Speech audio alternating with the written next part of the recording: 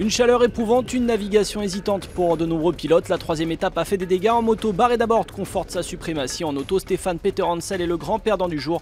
Il concède 30 minutes à Nani Roma, nouveau leader.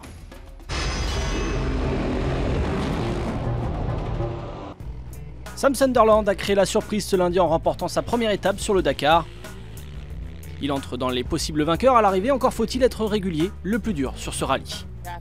Je suis content, pour le moment j'ai gagné une première victoire sur le Dakar, mais vous savez j'en veux toujours plus.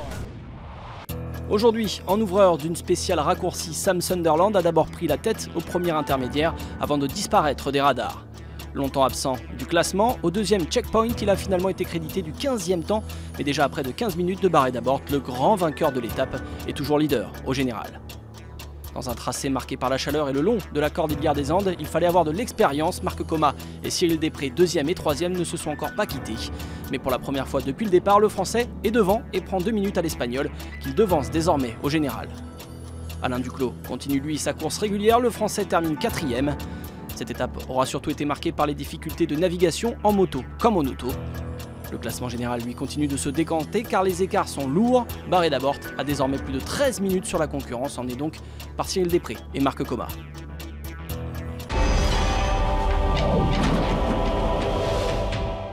Un temps annoncé raccourci, cette troisième spéciale aura bel et bien offert 300 km de bagarre aux pilotes et beaucoup de pépins sur la route, même pour les favoris.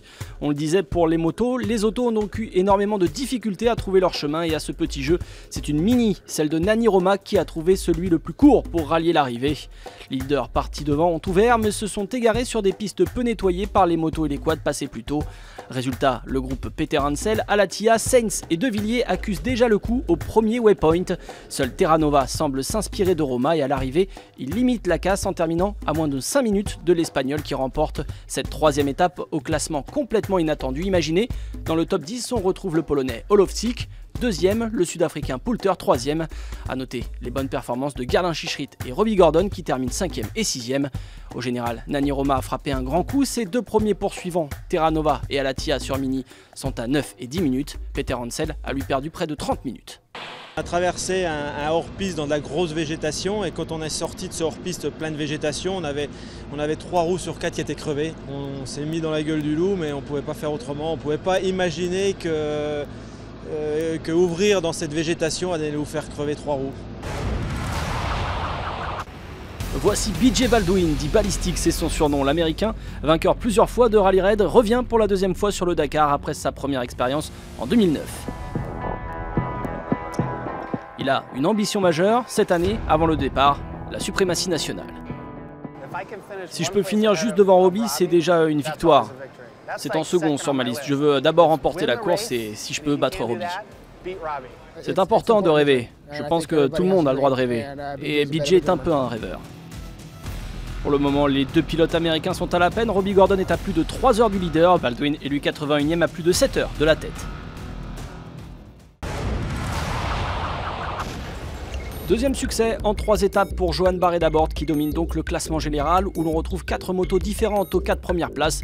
Le 6e David Casteux est déjà à plus de 20 minutes du leader. En auto, belle journée pour les seconds couteaux. Nani Roma lui fait coup double, l'étape et le général. Ordre inversé au classement par rapport à hier. Peter Hansel lui prend un éclat, il est à près de 25 minutes de la tête. La 4e étape emmènera demain la caravane de San Juan à Chilechito. Grosse différence de parcours entre 2 roues et 4 roues.